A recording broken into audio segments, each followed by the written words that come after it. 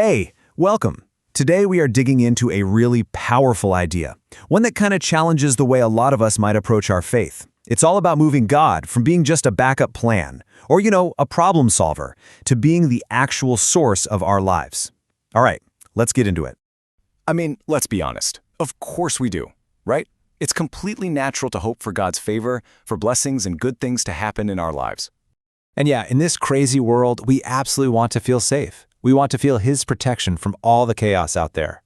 And we want to know that our needs are going to be met. We'll have what we need to get by. And look, all of these are good, totally valid things to want. But there's a catch. And bam, that's the idea that kind of stops you in your tracks. God's plan for your life is so much bigger than just dispensing goodies when you push the right prayer button. He wants more for you and from you. So, let's talk about this blessing machine idea. What does that even mean? Because it's a really subtle trap that, honestly, a lot of us can fall into without even realizing it. The thinking almost makes sense on the surface. If I can just figure out the right principles, apply the right spiritual formulas, then life will become predictable, and it'll all work out. It's really our attempt to get some control. In this is where it gets dangerous. Because if faith just becomes a set of principles we can master, then what happens once we've mastered them? Well, God starts to feel a little unnecessary. We can just say, thanks God, I'll take it from here. But that was never, ever the goal. So this completely flips the script. Faith isn't a method to master or a system to manipulate. It's a living, breathing relationship of total dependence on God as our source for everything. And if you want to see this in action, you don't have to look any further than the story of Joshua. I mean, it is a brilliant case study in what this kind of dependence looks like. Just look at this. Joshua is facing these three huge, totally different challenges. First, there's a raging river. What's God's instruction? Tell the priests to just step into the water. How wild is that? Next, there's an impenetrable city, Jericho. The plan? Walk around it and shout. Even weirder, right? And then finally, a real military battle at Ai. The instruction? A very specific ambush strategy. And that right there is the key. Three totally different problems, and God gives three completely different, non-repeatable solutions. He was actively avoiding creating some kind of predictable pattern or a go-to formula for winning. Which of course brings up the big question. Why? Why wouldn't he just give Joshua a battle plan that works every single time? Why make it so unpredictable? Well, the answer is simple. The goal wasn't for Joshua to become this brilliant general who could rely on his own playbook. The goal was for Joshua and all of Israel to have to come back to God for fresh instructions every single time. The goal was dependence. The goal was the relationship. Okay, so let's really put these two approaches head to head. The difference between trying to follow a formula and actually being in a relationship is huge, and it changes everything about how we live.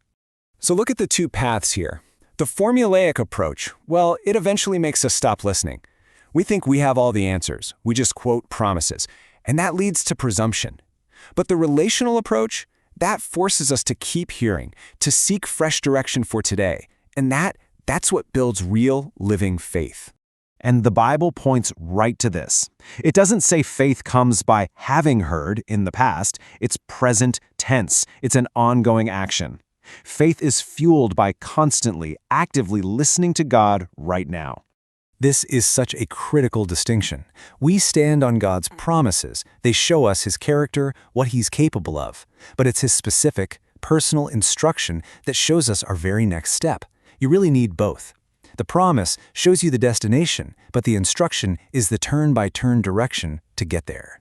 So all of this really boils down to the ultimate question. What are we truly looking for in our relationship with God?